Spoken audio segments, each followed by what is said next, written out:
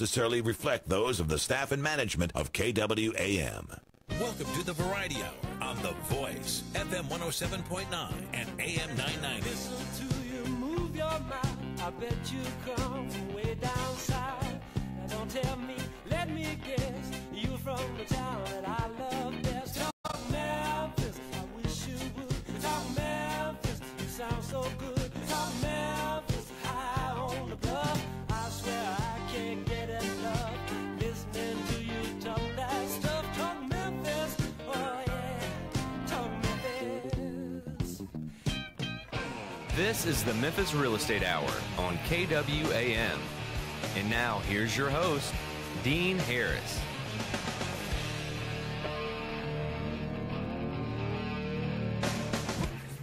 All right, good morning, everybody. Welcome to the Memphis Real Estate Hour. I am your host, Dean Harris. I am with CrestCore Realty over on Summer Avenue, so thank you guys for getting up early and joining us this morning. Thank you for tuning in at AM 990 Memphis, 107.9 FM The Voice, and some of you may be online streaming the show at kwam990.com. The Memphis Real Estate Hour will concentrate on investing in Memphis real estate, and we will focus a little bit on our residential real estate market. I will have local and national vendor partners of ours on the show from time to time, sharing their knowledge with you on how to become an investor or how to become a better investor if you're already in the business. Remind you guys that every single show that I am an investor as well. So if you have that home or you know somebody that has a home that they need to sell quickly, I don't care what condition it's in, burnout, great condition, bad, doesn't matter to me. Give me a call or text message 901-619-6170, and I'll get you a cash offer on that home this afternoon. Facebook Live, guys, we're on Facebook Live, so good morning, everybody that's tuned in on Facebook Live to join us. You can go to the Memphis Real Estate Hour Facebook page and join us there. I'll also post the prior shows on the Facebook page, so you can go check out any of those that you may have previously heard and have some questions about. Douglas Skipworth, on last week's show, Douglas Skipworth was on. We were talking about how to value rental property and how to finance these rental properties. So I got some really good feedback on that this week as well. I enjoy hearing from the listeners on our topics and on our shows. So if you want to catch up on last week's show, you weren't able to listen, you can go to the show's Facebook page again where I post them. Douglas Skipworth, one of the co-owners of CrestCore Realty and our principal broker over there, was on last week. So great to have him, and I appreciate him giving us his time. This week on the show, I got three good investments of the week. I've got one, it's called the Burr Strategy. You guys have probably heard us talk about that before. In one of my favorite zip codes. I've got one that's been completely rehabbed, and I got one that's occupied and is cash flowing right now. So catch that at the bottom of the hour, probably around 8:30. I've got Dan Butler in the studio this morning. We're going to be talking about sell or hold in 2018. And then in the second segment, we're going to talk about the top three mistakes that we have both made in real estate. So, Dan, let's jump right into it. How are you this morning? Good morning. How are you? I'm doing well. We talked Glad to be Douglas. back. Yeah, I know. And I talked to Douglas yesterday afternoon. He caught me on the way out, and he asked me, how's it feel to have the B team on the radio this morning? Did he really? Yeah, oh, yeah. He wanted to know what it was like to have the second string team on here. So welcome back to my backup, right? Backup. Douglas throwing in a little jab. We enjoyed having him on. Really good info last week, though, so we enjoyed having Douglas. Good topic. He knows a lot about that. He does. We how to value those things and how to finance them. He was really good at getting creative on some of the financing, so we enjoyed having him. But let's talk today, sell or hold in 2018, Dan. You and I are looking at this at two different ways, so this should be some pretty decent radio. I say no. What do you say? I say yes. I mean, well, first tell me why you say no. I'm just a buy and hold guy at heart. No matter what. No matter what. I had an investor, one of our clients. He's got a chance to make several $100,000 on an apartment building, and he goes, "I know what you'd say," and he started laughing. I said, "Yep, I wouldn't sell it." And he's like, "I'm selling."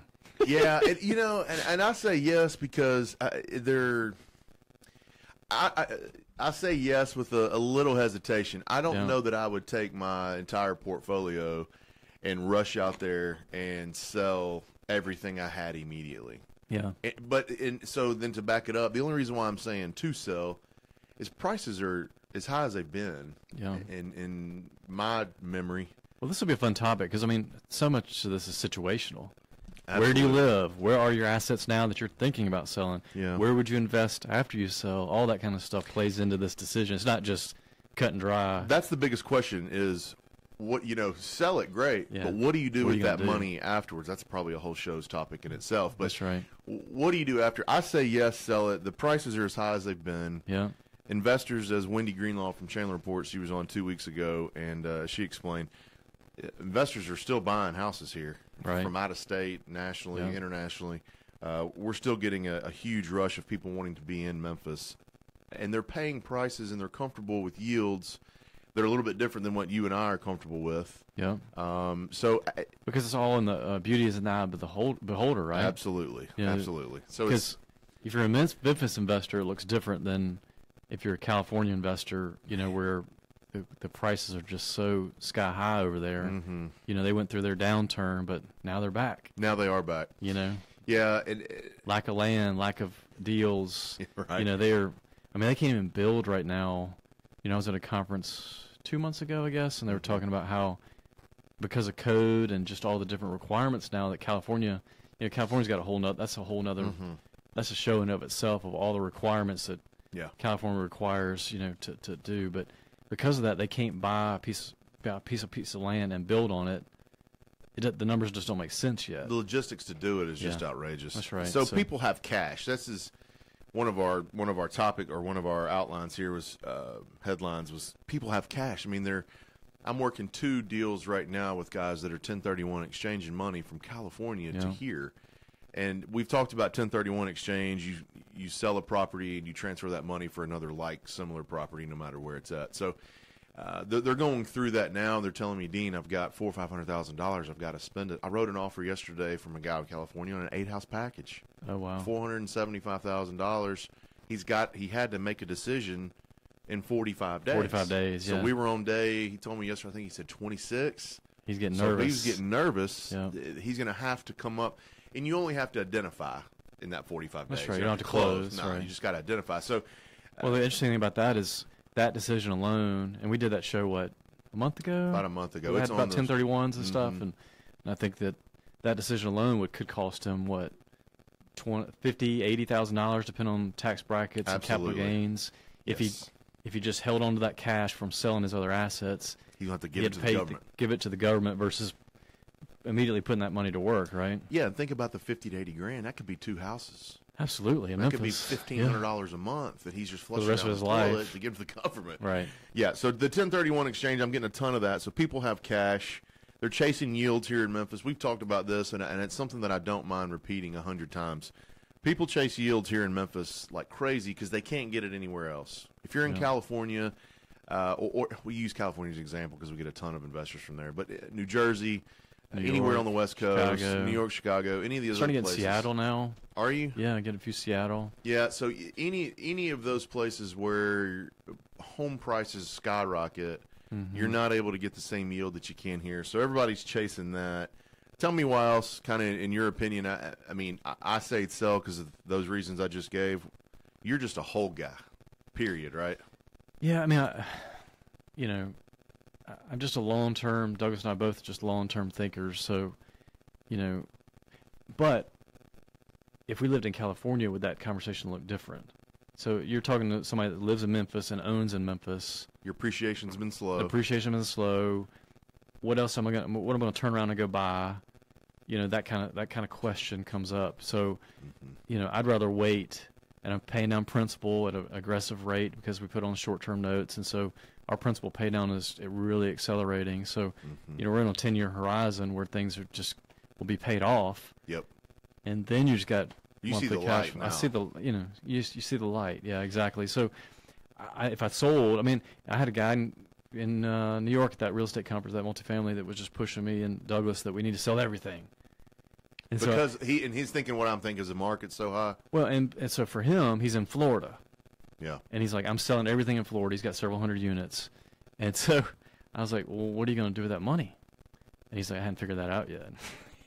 That's not very. I mean, So he's got a halfway plan. Like, if you get several $10 million, say in Florida, what's he going to go do? That he's got either to pay taxes on that $10 million and then go do something, or redeploy it in 45 days. What's he going to settle on buying? I mean, it's a good problem to have, right? those are good problems to have, but man, if you got to cut the government a check for a couple $100,000, for not planning ahead, I mean, I'd want to kick myself. And it's gonna be fun to watch what he does. I mean, he's sold some already. Mm-hmm. His plan is to get them all sold this year. So I'd be interested to see how that happens. we'll make it. We'll keep bringing it back on radio. Kind of maybe give us an case update study. weekly of what this guy does. Yeah. That's not a bad idea. Yeah, really. I mean, let's chart that and see what he does. Talk about the 1% rule. This is something that we hear all the time. A lot of investors might know it, might not know it, but people that are out of state internationally, they come into Memphis and look for that 1% rule. Yep. Tell the listeners what that is, what it means. So basically, simple math would be $1,000 rental would be $100,000 to buy all in, cost plus rehab. Mm-hmm. So that's $1,000 divided by 100,000 is 1%. Yep. And that's just a quick down and dirty way that people, have. Bigger Pockets made that kind of famous. They used to say 2% rule. Yeah. I think I've told you multiple times when I was starting out, I had the 1.5% rule. Dan, when we first started talking years ago, you were like, man, I usually look for, I'd ask you what your kind of return. I usually look for 1.5 to 1.6. I'm like, what in the world is that? Yeah.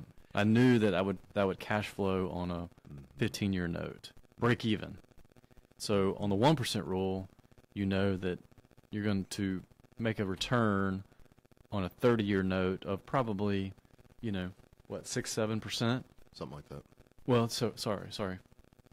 That's a leverage return, probably 10+% on a leverage return. Mm-hmm. So $100,000 house, $25,000 down, you're going to make 10% on that $25,000. Yes. Does that make sense? Yep.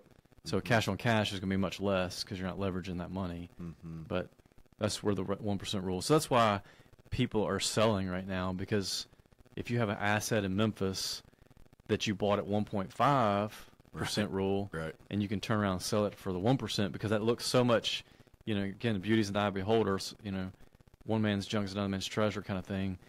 A guy in California sees a 1% rule and says, man, that's great because I'm at a 0.5% in California or 0.3% ratio in California. So this looks, incredible. Think about your guy that's from L.A. that owns in Vegas or Phoenix and he's got Utah, Dallas, Utah, Phoenix, and some in Sacramento. And what is his example that he always talks about? The price for one property in California was what? Man, you talking about the lady that came into his office? Yeah, 400. She came in and said, I just bought something for $440,000 and it rents for $2,300. She couldn't be more excited about it. It's like, golly, I can get you $6,000 here for that. That's right. Yeah, no, it's drastically different in different markets where you spend your money and how you spend it.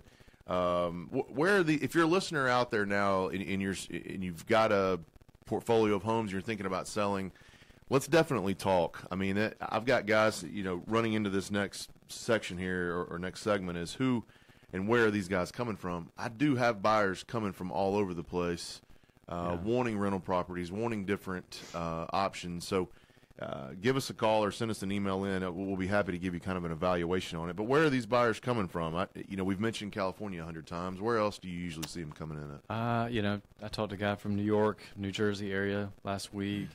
And they talk about Memphis? Talk about Memphis. Mm-hmm. Was on emails this morning with people from Israel.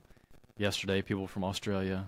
Yeah. So, I mean, I know China's over here buying. I had lunch with a guy yesterday that does some stuff with some guys from China. Yeah. So it's every continent, every country out there outside of the U.S. is looking at Memphis.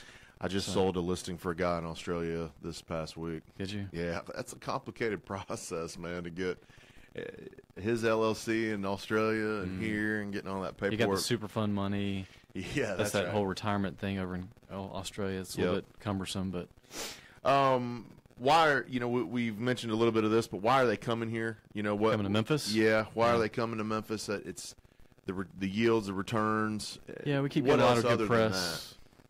Just supply. Yeah. I'm doing a Chandler Report panel on think Thursday. Yep. And part of it is the whole thing around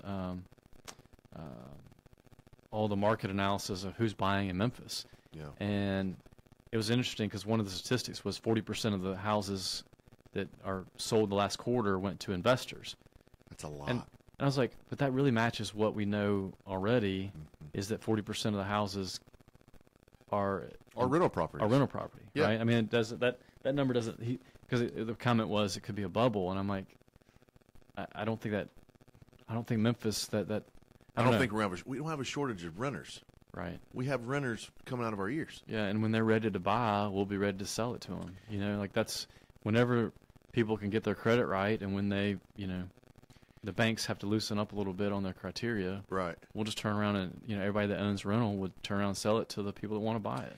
So this is a great statistic for those of you listening and want to know, where are we running out of tenants? CrestCore manages 2,500, 2,600 houses. About how many new leases do we sign every month, our leasing department? Close to 100. Okay, so that's new leases. Mm-hmm. All right, so if you're ever wondering and you're ever thinking to yourself, hey, and we're just one company. There's many, many, many companies in Memphis that rent properties, but we probably have 400 to apply. So there's the market indicator. This is good. So if you're 400 people apply, right? 100 actually get approved. Right. There are 400 every month that are looking for and a that's just place our to company, rent. right? So our company criteria might be a little bit stricter, or there's something that we couldn't allow for our homeowners. But that's right. 400 people every single month are applying to rent for a house, and that's just us. That's right. So who knows if we polled and surveyed all the other management companies, how many people are actually applying? I don't think we're going to have any shortage. I had a guy this week ask me about that. Any shortage of rental property? Any shortage of tenants? Tenants? No, God, no. No, but I do think you have to, mold or modify your expectation around what the renter's going to look like.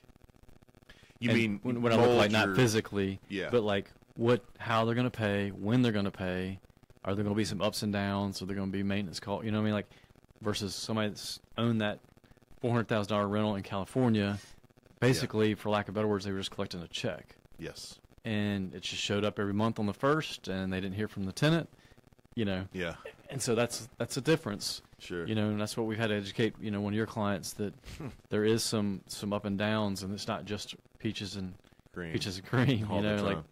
So. Guys, I'm live in the studio talking with Dan Butler, and we are talking about sell or hold in 2018. So we've been talking about why keep it, why hold, or I'm sorry, why to sell. We've been talking about why people want to come in here, the numbers that you can get here, the yield, the tenants. Why not sell it? And you want people to sell, right? Because that feeds your... Well, I mean, yeah, if I'm sitting here selfishly for my own personal benefit, sure, I want you to sell because I'm a real estate agent. I got clients that want to buy. Right. Yes. So, And then you got people thinking about selling. I mean, you send out an email to our clients, and lo and behold, 2 or 3 a month always pop up. Say, I think I'm ready. I'm ready. So, I do want you to sell, but at the same time, I want you to sell it right. And if you've thought about, I talked to a guy yesterday, and I said, look, if you've thought about the last 3 years selling, and you think you're going to think about selling for the next 3 years, sell now. Mm-hmm. It is the time to do that now. Now, if you're in your mindset and you're a hold, so you don't ever really consider selling. But if you've been thinking about selling for 24 months, 36 months, and you're possibly going to continue to think about that, I wouldn't think about it much longer because there's people literally just nosediving into Memphis with cash and buying up good, solid rental properties as quick as they can get their hands on them. And I think, like me, I know how to go through the pain. Yeah. I was listening to a podcast on Bigger Pockets yesterday, and I was just talking about how, your first eviction of somebody that owns one house is just the most horrifying experience. It's dramatic. Or like you on your first house and got 5 maintenance calls, you're about to go ballistic. Yeah, you still get upset. Your face gets all... I don't want to talk about it, man. It was awful, man. It was awful. You're in my office every day. How many times is tenant going to call? And which was so funny. But my point on that is, for me, I just know that's another day in the life of being a landlord. That's right. But if you're on the fence, you're a FedEx pilot or something like that, and like you got 1 or 2, 3 houses on the side, and those tenants are just wearing you out. I mean, I had one guy yesterday was telling me about he had a tenant. he had to take over a house for a client because he couldn't stand the tenants. They were fighting so much. The tenant with the owner. Oh. Because the owners want this, the tenants want that, and they can't agree on, how to maintain the house. And so he turned it over to the property manager to create it to be that property manager's problem. Like you're a ref. That's a referee is like, man, I didn't want to be in the middle of this, but it was just funny, the story. But my point on that is, if you're in that kind of a pain point situation, now's the time to sell. Get that pain, just move on, man. Go fly a plane. Yeah, you know what I mean. Yeah. Like, if you're waking up, if you're waking up every morning going, "Gosh, what am I doing with these things?" Now's the time. Yeah, I mean, I guess that's a great way to summarize all this. It's now's the time. If it's a pain and it's just not, not for you anymore. Not for you. Yeah. Now is the time. Yep. Guys, I'm live in the studio with Dan Butler. We're going to take a real short break. We're talking about either sell or not sell in 2018. I'm going to have the investments of the week when I come back, so stick around. We'll be back in just a few minutes. You're listening to the Memphis Real Estate Hour on 107.9 The Voice.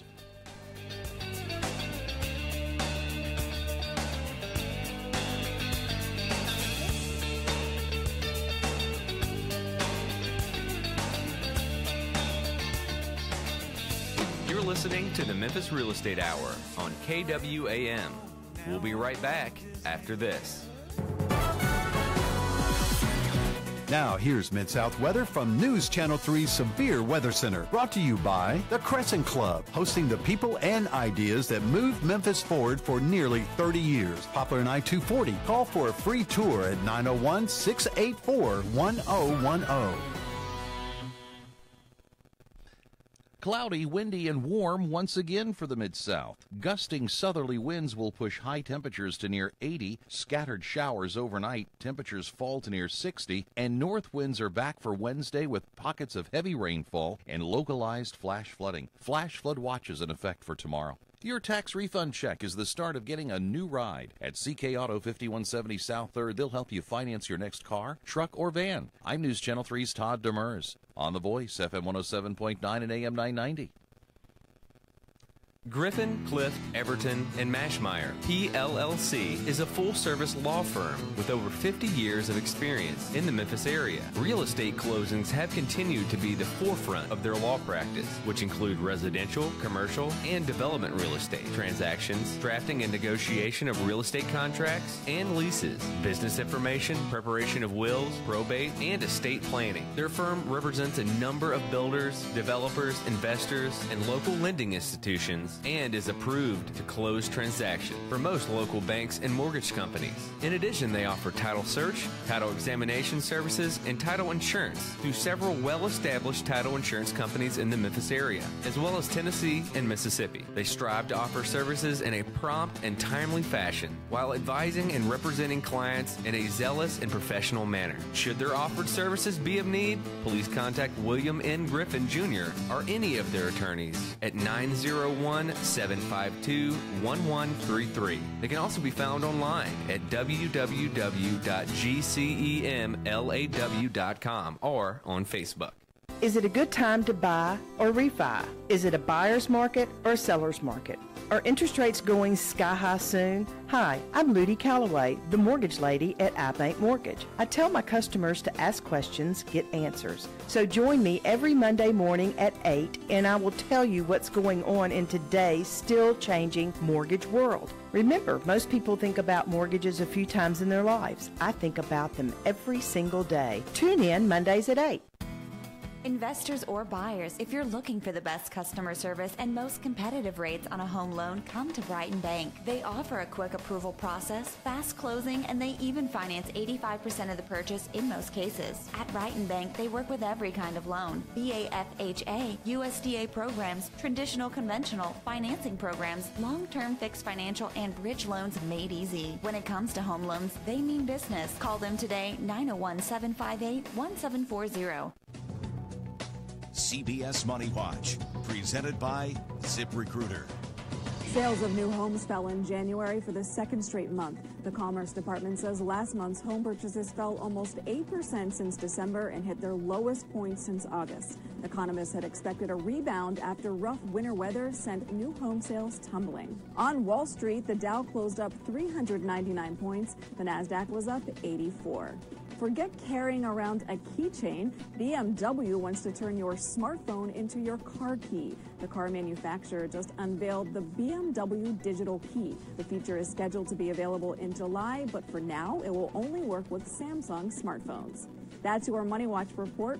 For more, head to cbsmoneywatch.com. In New York, I'm Nikki Batiste. ZipRecruiter, the smartest way to hire. ZipRecruiter's technology finds qualified candidates for businesses of all sizes. Try it for free at ZipRecruiter.com/CBS News. You're listening to the Memphis Real Estate Hour on KWAM. And now, here's your host, Dean Harris. All right, welcome back to the Memphis Real Estate Hour. Let's jump right into this. If you guys interested in some free money? Yeah, I got the investment of the week here. You just got to spend a little bit. Right? All you got to do is spend a little bit to get it.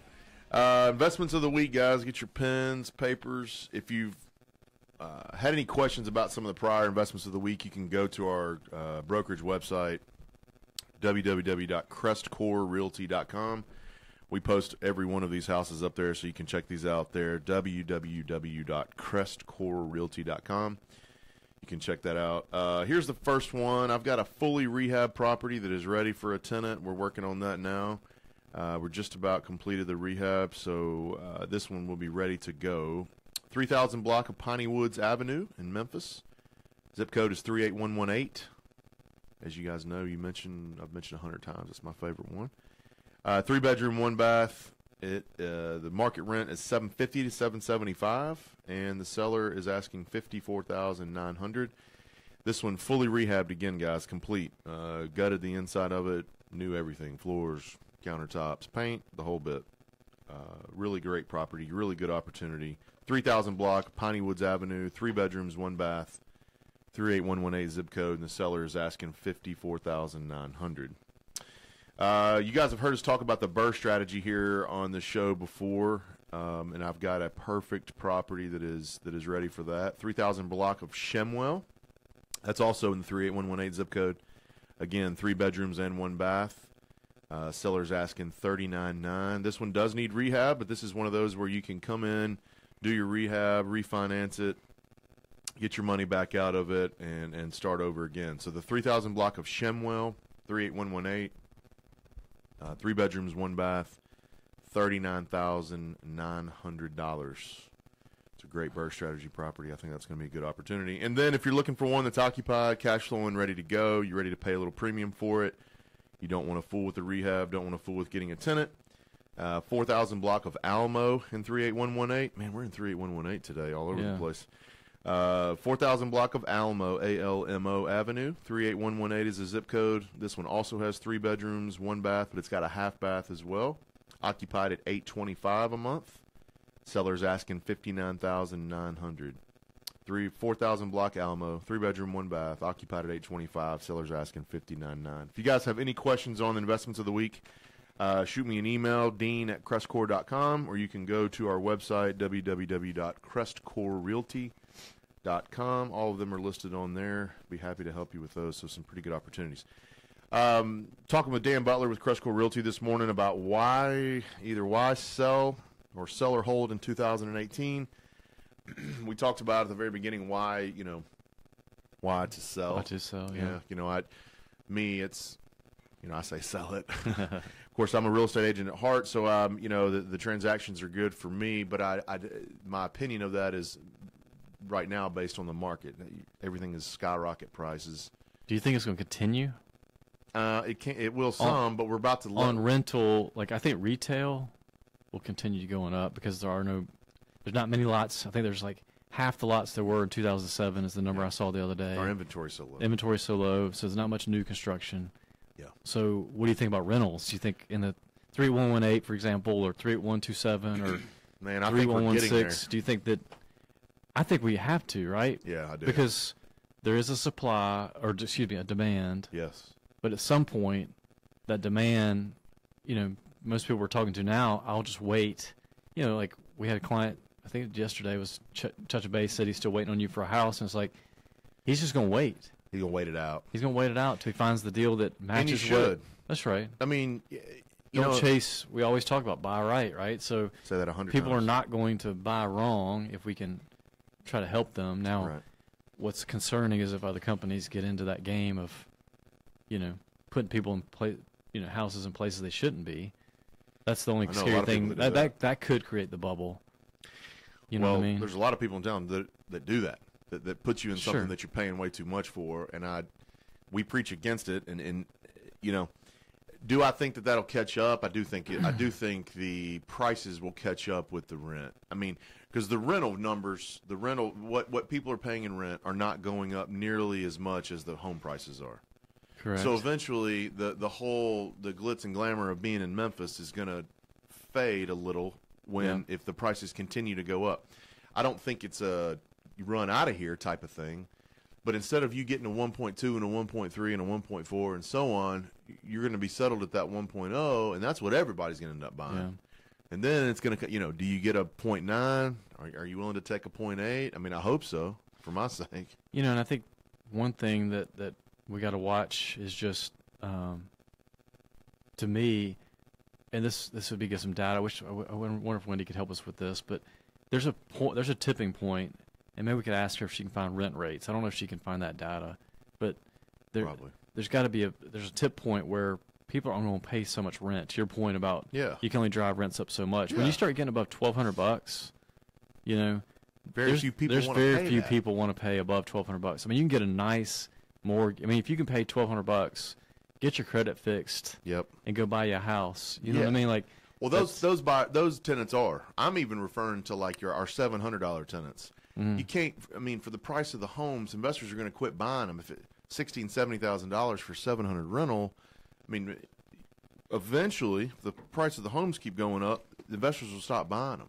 That's right. I mean, at that price. That's right. Which I think guys like you and I and some of our other savvy investors are laying in the cut, waiting on that to happen. Sure. Waiting on a bubble to come and happen. I still think you're several years away from that. The momentum and the calls and the emails and the requests for property that we're getting right now, it doesn't stop. It isn't stopping. This isn't going anywhere anytime soon. Will it happen? I do think it will, but anytime soon, I'm. So what do you think? Let's go through an example that you can think of. What's a $800 rental? What are you helping all in for right now? What's kind of the range? 55. 55. Yeah, I mean, we just gave one. We just gave one an investment of the week. I mean, this is a 59.9. Would the guy take 55? Probably so. It's occupied at 825. Yeah. I mean, that's what. Whereas 2 years ago, I mean, we're getting it for 40. Right. And in 2 years from now, will somebody pay 60? 65? Probably. Yeah. That's kind of what I'm saying. Like, I think it's a year or two, or even more, 3 away from even a real slowdown. But I guess to your point, that's what we try to get investors for, and a lot of our friends peers that we deal. But there's people out there selling that 825 for 79.9 all day. All day. Yeah. So I guess that's where it's going to be interesting if they can keep driving you hear about getting at the courthouse steps and like people are paying retail prices at courthouse steps, then putting $20,000 into it, and then selling it to somebody else across for profit. The country. Right. That's what worries me. That's the most concerning that I have as far as just the market. Because cash deals don't require an appraisal. That's right. So if you're paying straight cash and you're talking to somebody here in Memphis and they're telling you about this home that rents for $850 and it's $90,000, please call us, do something. Because I can get you in that a lot cheaper than $85,000. Yeah. That's for sure. Go ahead. No, I'm just saying, and then I guess going back to why not to sell, there's all kinds of questions to ask. What are you going to do with that money? Yeah. Do you have money in the property? Are you upside down still from what you paid for it? Maybe you paid it as a retail house. Yep. And then you're kind of stuck in that conundrum of do I fix it up to make it back to retail ready, or do I sell it as an investment house and sell it for less? What kind of equity do you have in that? What are you going to do with that equity? You're going to put it in 1031, which we've hit on several times, which highly recommend, or do you put it into another business, the stock market, a CD? What are you going to do with that money, and what's that return I agree. going to be? I mean, I think that's you have to think more. You think more than just several steps down the road versus, oh man, the market's high. Let's sell right now. Oh, if you got to pay taxes on 35% of that, maybe the market's not so high. And I think what I've seen, and this is just again subjective, just opinion, kind of from people I've met over the years, those that have owned 2 or 3 houses, I've been glad they sold at the top of market and moved on. Those that had, call it 10, 20 houses, you never hear them say, man, I'm sure glad I sold. You know what I mean? Like, they always regret letting go of, because they just knew what they had, and just for whatever reason they let them go and moved on. And it's the people that have 3 or 4 that it's, because we've always said this, the magic number of properties to have is 10. That's right, 10 then plus. If you have a water heater go out, it's not the end of the world. But if you've got 2 or 3 and you got a water heater go 10 out, becomes more of a business. Yes. You know, versus, you know, a project or a side, you know, an experiment. I call it experiment. Right. You know, when you have a couple, you know, so I think that's key to that, thinking through that. So running through some examples, you know, we've talked about owning 3 houses, what they're worth, what you owe, you know, after expenses. It's you know, I'm going back and forth on keep them or sell them. Now, you know, now that I'm listening to you, I'm thinking maybe keep them. But I mean, you do have to have that plan. You got to know what you're going to do. You know, several steps down the road. But after 5 years are paid off, you know, give that example that you've written down here. Yeah, no, just I kind of went through a simple example to help me talk through this, articulate it better than just kind of a subjective opinion. You know, if you had 3 houses at $750 rent, what is that, $2,250 a month? And say those 3 houses are worth $200, that's what, 65, 66 a piece, something. You know, you owe $50,000 because you've owned them for say 7, 8, 10 years. You got 5 years left on the note, and after expenses, you're netting $400 a month now. You know, just kind of where it's set up. Well, if you sell them, you net 150 because you still owed 50. All right, you take that after taxes, you got 120. Just call it. I'm just something you know, like that, hypothetical, 120ish, and then you reinvest that 120 at 8% a year. You're at $9,600 a year return on your investment. So you sold your houses and you found a way to make 8% somewhere, either stock market, mutual fund, loan it to a friend, something. But on the flip side, if you keep those houses, you know, after 5 years, you're paid off, right? That's right. So you net, you know, $1,125 a month times 12 months is $13,500 a year. So your net would be up, you know, 50% more in 5 years just by holding them 5 more years. A lot of people do not think like that. No, and then, so, you know, that's what I think. You got to run that kind of math.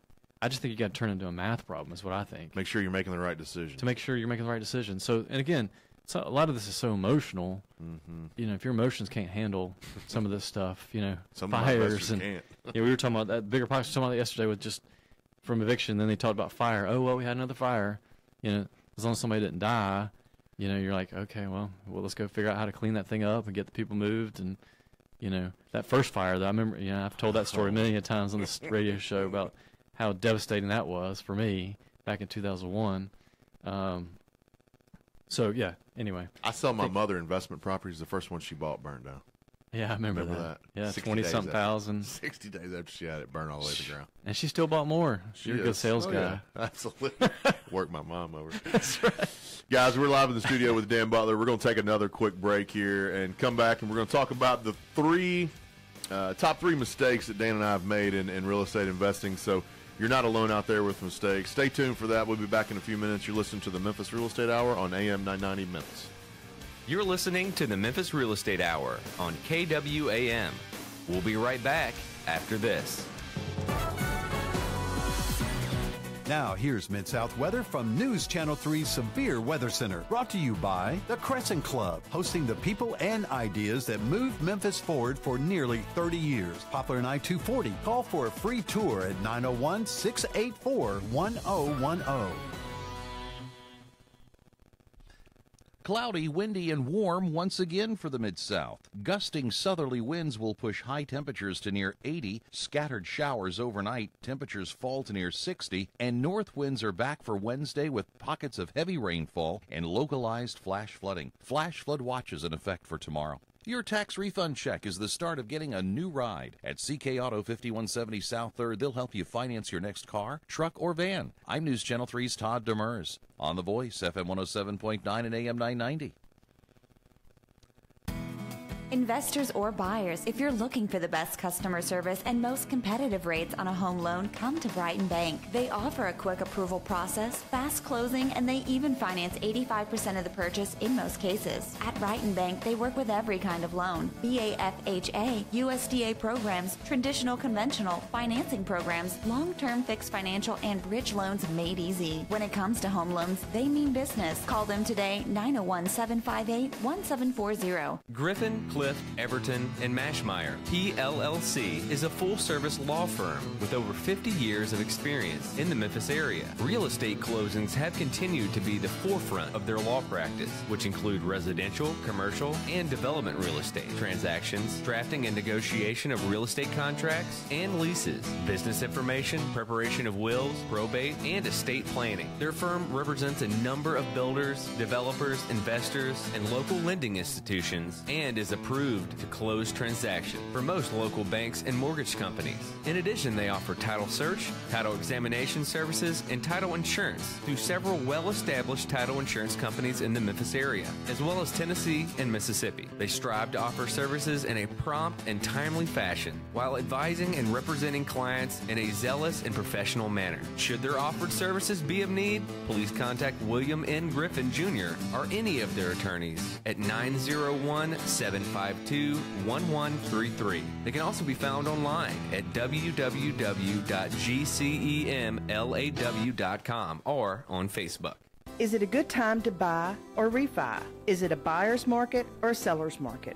Are interest rates going sky high soon? Hi, I'm Ludi Calloway, the mortgage lady at iBank Mortgage. I tell my customers to ask questions, get answers. So join me every Monday morning at 8 and I will tell you what's going on in today's still changing mortgage world. Remember, most people think about mortgages a few times in their lives. I think about them every single day. Tune in Mondays at 8. You're listening to the Memphis Real Estate Hour on KWAM. And now, here's your host, Dean Harris. All right, welcome back to the Memphis Real Estate Hour. Live in the studio with Dan Butler, CrestCore Realty. We are talking about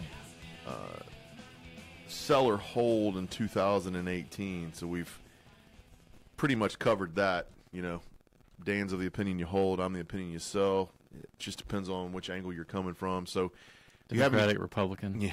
Just kidding. Which one are you? I will. The views opinion on this show. Yeah.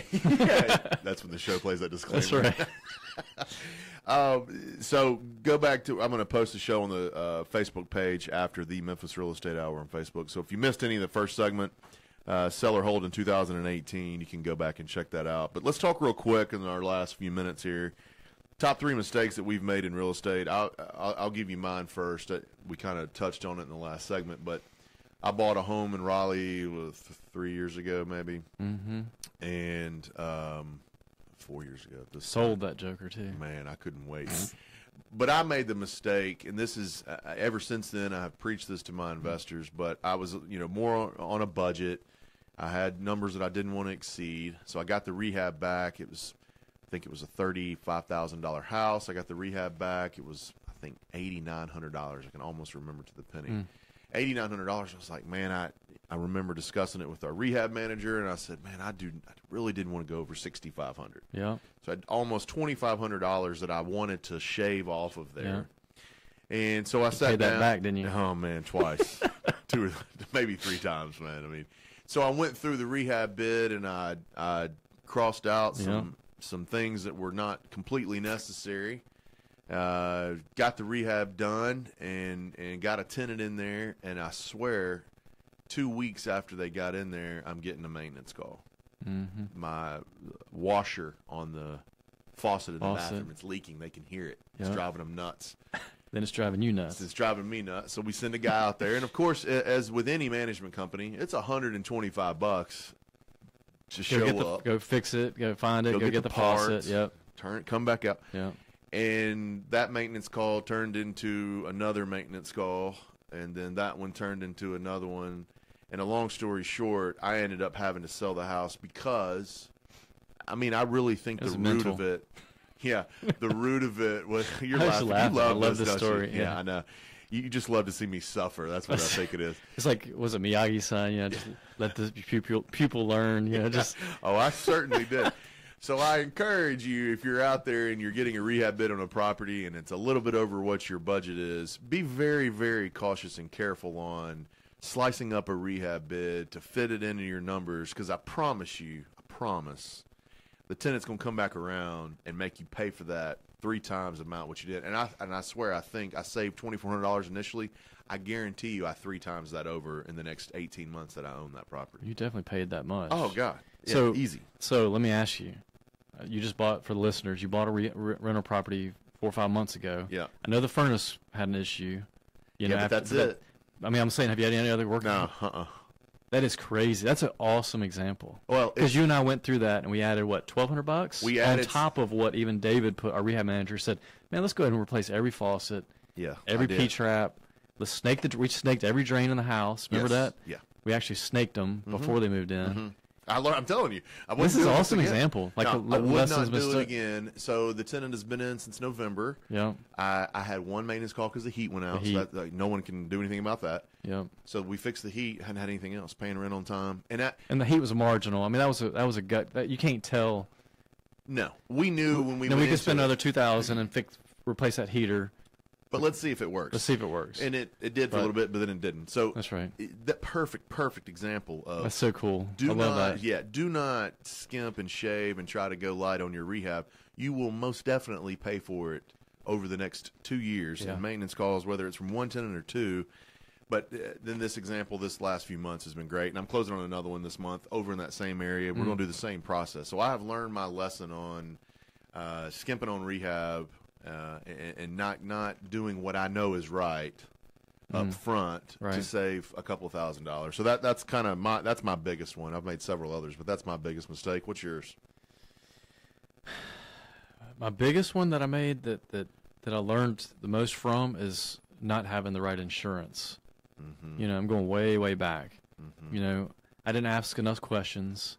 You know, which I've taught when I go to new clients. They always ask me what do I need to ask that I'm not asking? I'm like, my biggest thing to tell you is don't assume. Yeah. So I assumed I had the right coverage because I didn't ask enough questions. She was just asking me a couple questions. It sounded okay. You didn't ask any. I didn't ask any. I just ran with what she said. I have a fire, which then turns it into a partial claim and not a full rebuild. But that's how they analyze your insurance coverage. And I was 50% covered on a $120,000 claim. As a 27-year-old. First property, 19 units. So I just learned a ton from that. Just go a little deeper, you know, as we joke about that culture index with our personality, our behaviors. Yep. I don't have a very high D. I just like to rip and run and keep going and go on to the next thing. Yep. But it's taught me to stop, ask a few extra questions, make sure I dive in the details a little bit further, ask a couple more whys or whats. And get to the bottom of it. Maybe pause, think That's right. a little bit.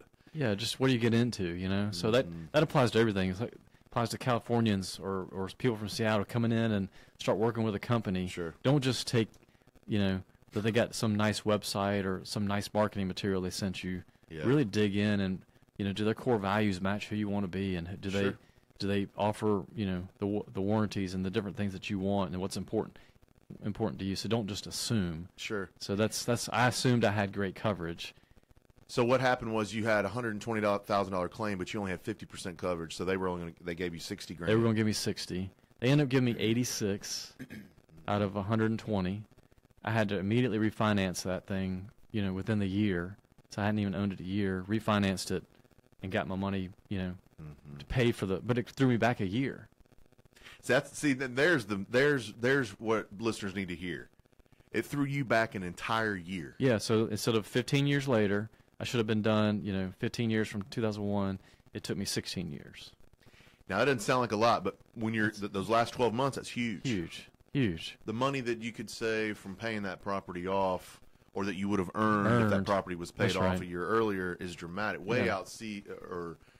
Exceeds that $60,000 or $40,000 that you and lost. The premium on the insurance was probably $500 a year more to cover it the right way. Yep. You know, and I didn't know what I didn't know. And you know, shame on the agent for not helping a ignorant young guy trying to get started. But it's all on me. I didn't ask enough Certainly, questions. and we've talked about this before. Is ask questions, find the right partners.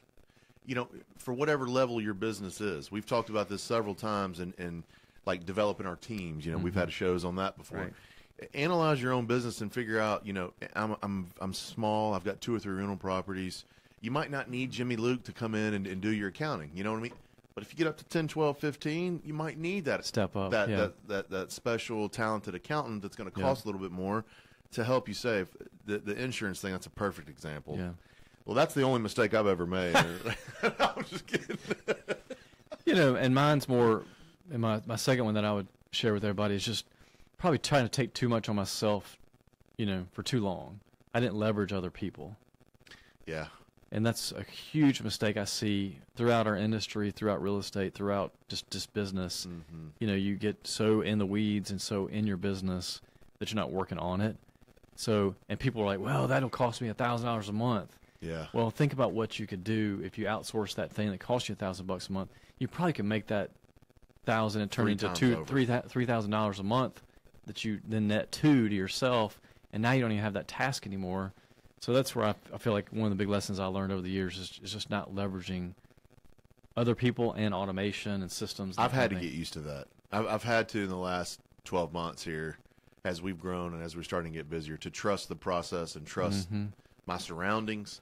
And it goes back to me. It goes back to the original. It's kind of a sports analogy, but if you're prepared, if you practice, if you prepare during the week for your game coming up, then the game's easy. Yeah. You know. So in other words, translating it to this, if you do enough research and you do enough preparation for your business, when you actually get going and starting in it, it should be easier. You should have stuff outlined out. You should have a game plan set up, you know, to keep using that analogy. Have you ever watched The Prophet, Marcus Lemonis? No.